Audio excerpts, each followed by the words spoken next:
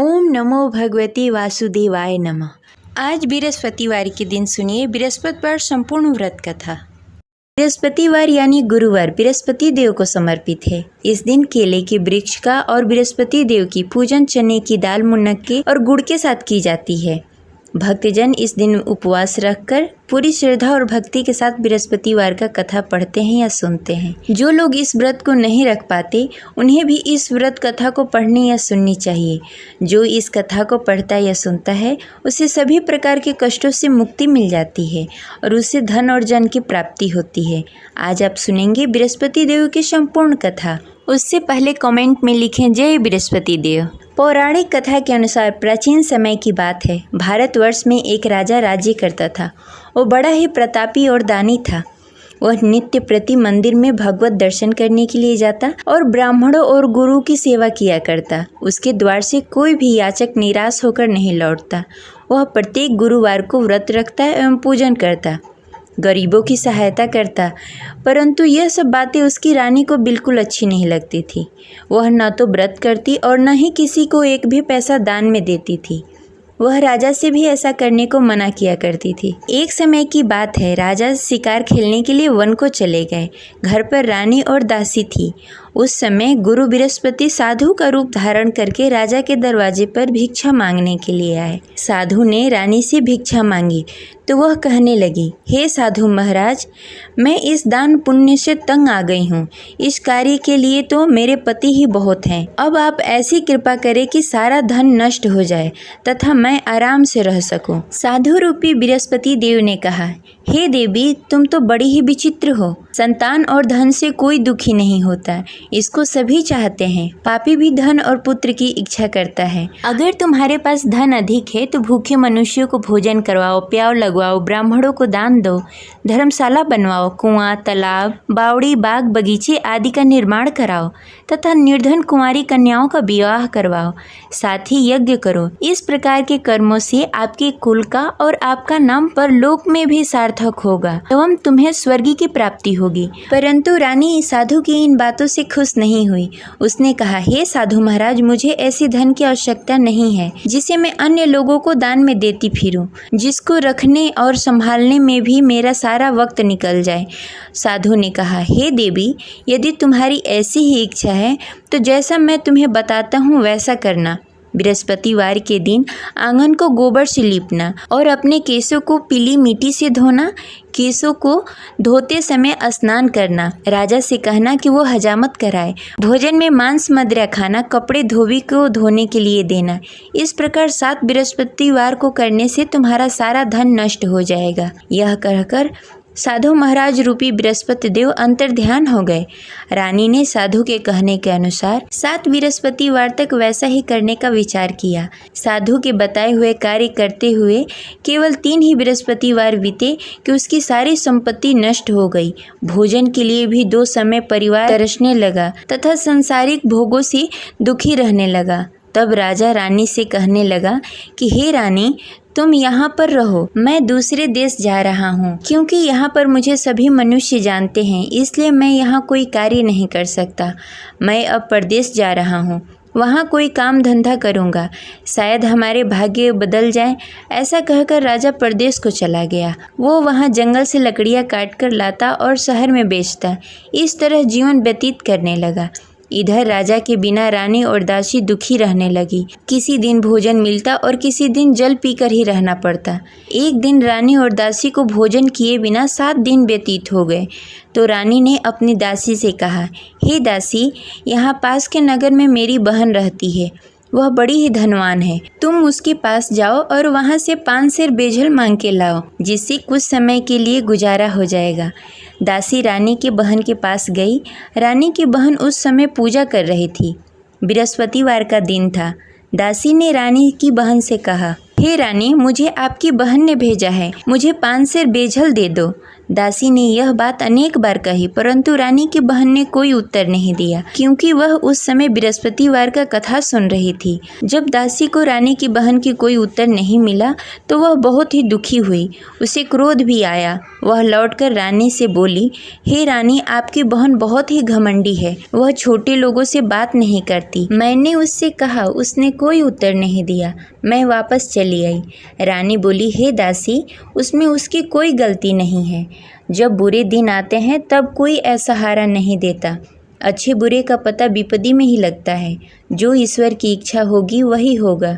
यह सब हमारे भाग्य का दोष है। उधर रानी की बहन ने सोचा कि मेरी बहन की दासी आई हुई थी, परंतु मैं उससे नहीं बोली, इससे वह बहुत दुखी हुई होगी।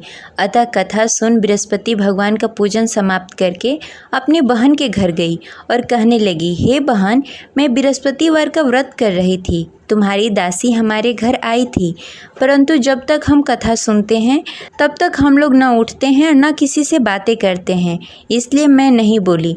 कहो दासी क्यों गई थी?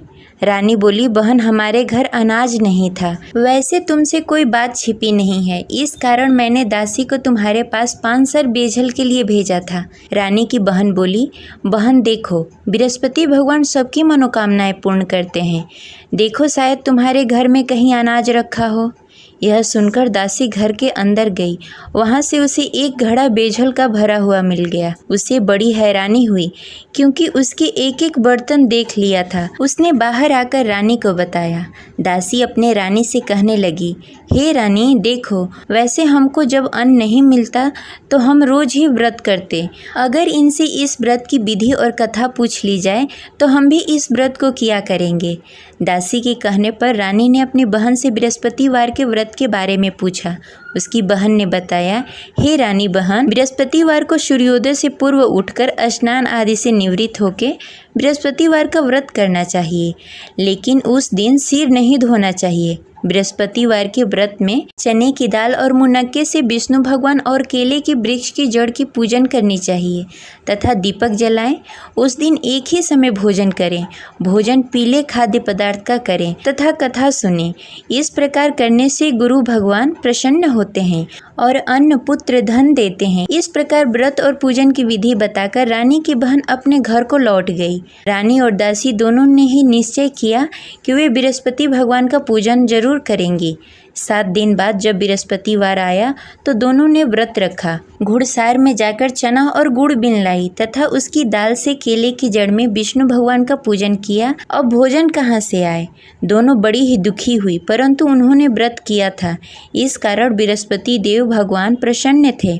वे एक साधारण व्यक्ति के रूप में 2 थालों में सुंदर पीला भोजन लेकर आए और दासी को देकर बोले, हे दासी, यह भोजन तुम्हारे और रानी के लिए है, तुम दोनों करना।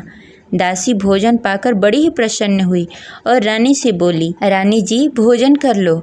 रानी को भोजन आने के बारे में कुछ पता नहीं था, इसलिए वह दासी से बोली, जा तू ही भोजन कर ले, क्योंकि तू हमारी व्यर्थ में हंसी उड़ाती है। दासी बोली, एक व्यक्ति अभी भोजन देकर गए हैं। रानी कहने लगी, वह भोजन तेरे लिए दे गए होंगे, तू ही भोजन कर ले। दासी ने कहा, वह व्यक्ति हम दोनों के लिए भोजन की थाली लेकर आए हैं, इसलिए मैं और आप दोनों ही साथ भोजन करेंगी। फिर दोनों ने गुरु भगवान का नमस्कार किया और भोजन प्रारंभ किया। उसके बाद से वे प्रत्येक बृहस्पतिवार को गुरु भगवान का व्रत और पूजन करने लगी। बृहस्पति भगवान की कृपा से उसके पास धन हो गया, परंतु रानी फिर पहले की तरह आलस्य करने लगी।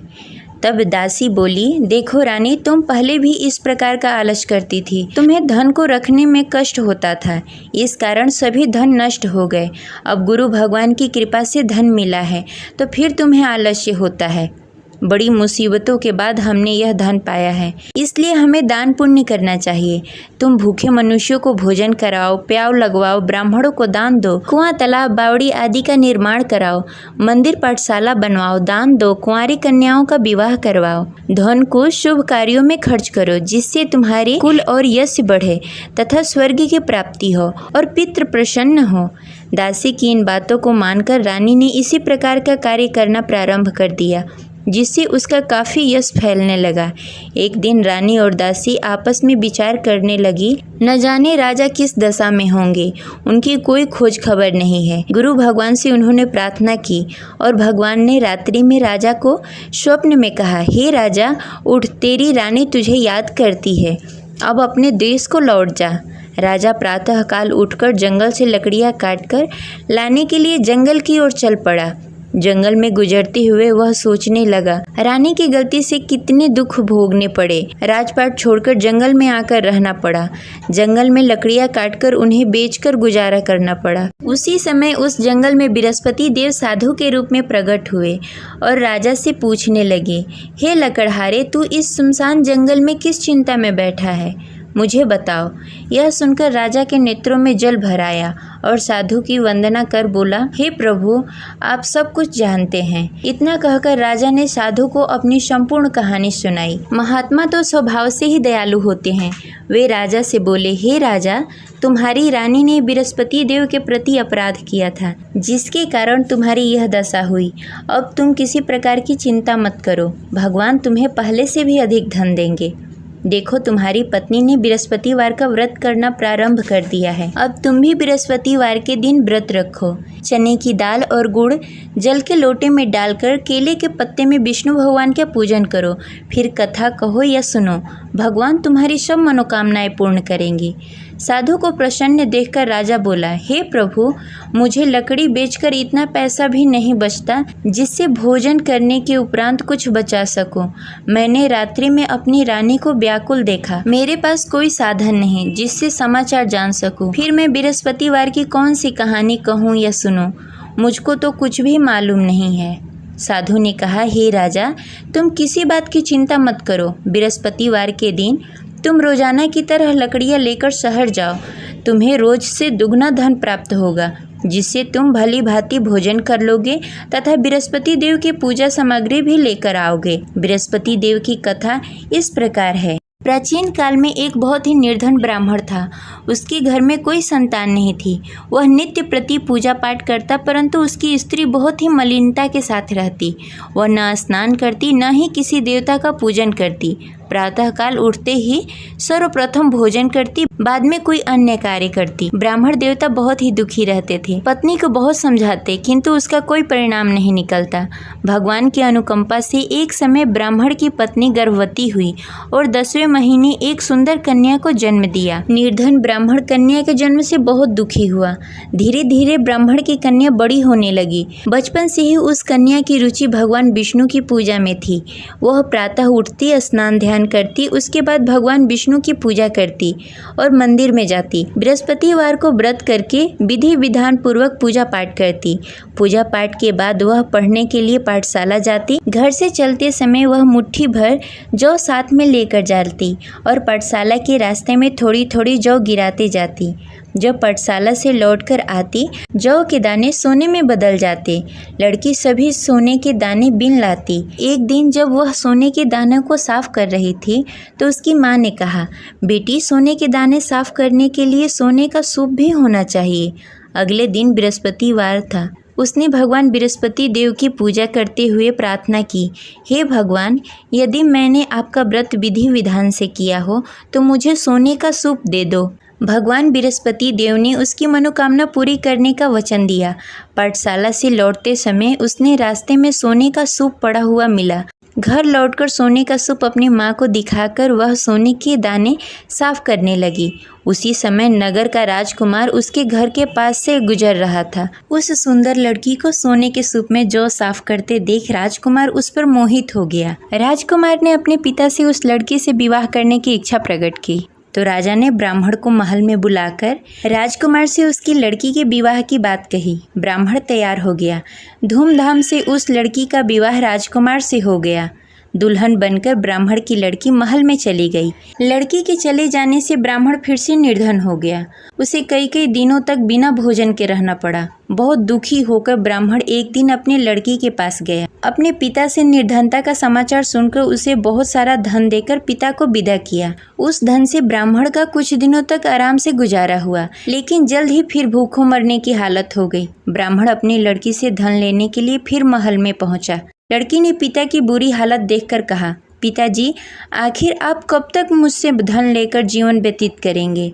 आप कोई ऐसा उपाय क्यों नहीं करते जिससे आपका घर धन धान से भर जाए? ब्राह्मण ने कहा, मैंने तेरी माँ को बहुत समझाने की कोशिश की, पर उसकी समझ में कुछ नहीं आता। उसकी फुहड़ता नष्ट हो तब तो घर की निर्धनता दूर हो। तब कुछ सोचकर लड़की ने पिता से कहा, पिताजी, आप कुछ दिनों के लिए माँ को मेरे पास छोड़ जाओ। तब कुछ सोचकर ब्राह्मण ने पत्नी को लड़की के पास महल में छोड़ दिया। लड़की ने अपनी माँ से कहा, माँ, तुम कल प्रातः उठकर स्नान आदि करके भगवान विष्णु की पूजा करना। पूजा करने से तुम्हारी निर्धनता अवश्य दूर हो जाएगी। लेकिन उसकी माँ ने उसकी कोई बात नहीं मानी। तब क्रोधित होकर लड़की ने अपनी माँ को एक कक्ष में बंद कर दिया। सूर्योदय के समय माँ को उठाकर जबरदस्ती उसे स्नान आदि करवाया। फिर मंदिर में ले जाकर भगवान बृहस्पति देव की पूजा करवाई। कुछ दिनों तक ऐसा करने से माँ की बुद्धि में कुछ परिवर्तन हुआ और वह स्वयं बृहस्पतिवार का व्रत रखने लगी। उसके व्रत करने से ब्राह्मण के घर की निर्धनता दूर हो गई और भगवान विष्णु की अनुकंपा हुई और दोनों पति पत्नी धन संपत्ति पाकर आनंद पूर्वक जीवन व्यतीत करते हुए विष्णु धाम को चले गए। लकड़हारा बने राजा ने उस साधु से भगवान विष्णु देव की यह कथा सुनकर बृहस्पतिवार का व्रत करना शुरू कर दिया और भगवान विष्णु की पूजा करने लगा। उस दिन से उसकी सभी क्लेश दूर हो गए। लेकिन अगले बृहस्पतिवार को कामकाज में अधिक व्यस्त होने के कारण उसने भगवान बृहस्पति देव का व्रत नहीं किया। भगवान बृहस्पति देव लकड़हारे से क्रोधित हो गए और उसे भूल की सजा दी। उस दिन नगर के राजा ने नगर में घोषणा करके सबको सूचित किया कि प्रत्येक नागरिक मेरे महल में भोजन करने आए। जो नहीं आएगा उसे अपराधी मानकर भारी दंड दिया जाएगा। लकड़हारा बने राजा ने उस नगर के राजा की घोषणा तो सुनी, लेकिन जंगल से लकड़ी काटकर लाने और उसे बेचने में देरी हो जाने के कारण वह समय पर महल में भोजन करने नहीं पहुंच सका। अतः राजा के सैनिक लकड़हारे को पकड़कर महल में ले गए। राजा ने उसे महल के एक कक्ष में बैठाकर भोजन कराया। उस कक्ष में एक खुट्टी पर रानी का सोने का हार लटका हुआ था। लकड़हारा अकेला उस कक्ष में भोजन कर रहा था।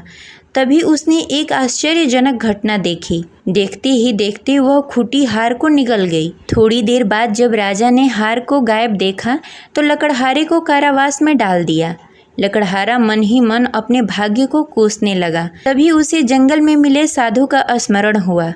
थोड़ी देर में भगवान बृहस्पति देव सन्यासी के रूप में उसके सामने प्रकट हुए और कहा, हे लकड़हारे, तूने भगवान बृहस्पति देव की पूजा नहीं की, इसी कारण तुम्हें कष्ट हो रहा है। लेकिन अब चिंता मत करो, बृहस्पतिवार के दिन कारागार के दरवाजे पर तुम्हें कुछ पैसे पड़े हुए मिलेंगे। उन पैसों से भगवान बृहस्पति देव का व्रत करके उनकी पूजा करोगे तो तुम्हारे सारे दुख दूर हो जाएंगे। फिर बृहस्पतिवार के दिन दरवाजे पर पड़े पैसे राजा को मिले, जिससे उसने चने की दाल, गुड़, मुनक्का मंगाकर भगवान बृहस्पति देव की कथा कही और व्रत किया, जिससे भगवान बृहस्पति देव प्रसन्न होकर उस नगर के राजा को स्वप्न में लकड़हारे को मुक्त करने को कहा। सुबह राजा ने आकर अपने कक्ष में देखा कि खूंटी पर हार टंगा हुआ है।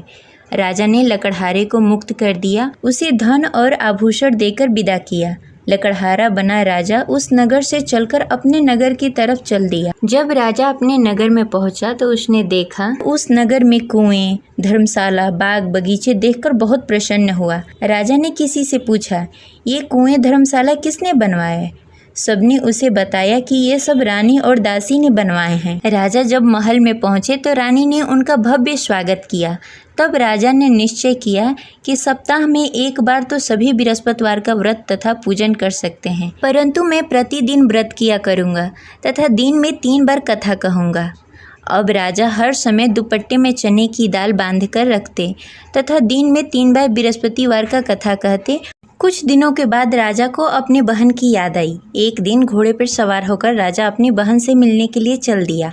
अभी राजा नगर के बाहर ही पहुंचा था कि उसने देखा कि कुछ लोग एक 100 को ले जा रहे हैं। राजा को स्मरण हुआ कि आज उसने किसी को बृहस्पतिवार का व्रत कथा नहीं सुनाया। राजा ने उन लोगों से रोककर कहा, भाइयों, आप 100 ले जाने से पहले मुझसे बृहस्पतिवार का कथा सुन लो। लोगों ने राजा पर क्रोधित होते हुए कहा, तुम पागल तो नहीं हो? लेकिन कुछ बड़े बुजुर्ग लोगों ने कहा, अच्छा भाई, तुम साथ में चलते चलते अपनी कथा भी सुनाते रहो। राजा ने चलते चलते आधी ही कथा सुनाई थी कि सौ हिलने लगा। राजा की पूरी कथा समाप्त होते ही सौ उठकर बैठ गया। लोगों ने हैरानी से दांतों तले उंगली दबाई और अगले बृहस्पतिवार को भगवान बृहस्पति देव का व्रत करने व कथा सुनने का निश्चय कर लिया। अब घोड़े पर सवार होकर राजा चलते हुए एक किसान के पास पहुंचा। किसान अपने खेत में हल चला रहा था। राजा ने कहा, अरे भाई, मुझसे बृहस्पतिवार का कथा सुन लो। किसान झुंझलाकर बोला, अरे भाई, देख नहीं रहे, जितनी देर मैं तुम्हारी कथा सुनूंगा उतनी देर में तो पूरी खेत में हल चला लूंगा। राजा निराश होकर चला गया। तभी किसान का बैल लड़खड़ा के गिर गया और किसान के पेट में भी जोरों से दर्द होने लगा।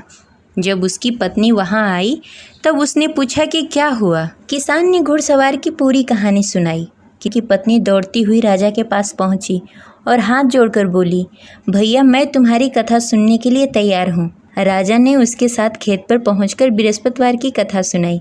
तभी बैल भी उठकर खड़ा हो गया और किसान के पेट का दर्द भी तुरंत ठीक हो गया। राजा वहां से अपने घोड़े पर सवार होकर अपने बहन के घर पहुंचा। तब राजा की वहां बहुत आव भगत हुई। अगले दिन सुबह उठकर राजा ने देखा घर के सभी लोग भोजन कर रहे हैं। किसी भूखे को बृहस्पतिवार का कथा सुनाए बिना राजा कभी भोजन नहीं करता था। उसने बहन से कहा, बहन, क्या घर में कोई ऐसा व्यक्ति है जिसने भोजन नहीं किया हो? उसकी बहन ने बोला, भैया, हमारे घर तो क्या, आपको पूरे नगर में कोई ऐसा व्यक्ति नहीं मिलेगा जिसने सुबह सुबह भोजन नहीं किया हो। तब राजा ने बहन के घर से निकलकर उस नगर में बिना भोजन किए हुए व्यक्ति की तलाश करनी शुरू की। एक गडेरिये के घर में उसका बेटा बीमार होने के कारण भूखा रह गया था।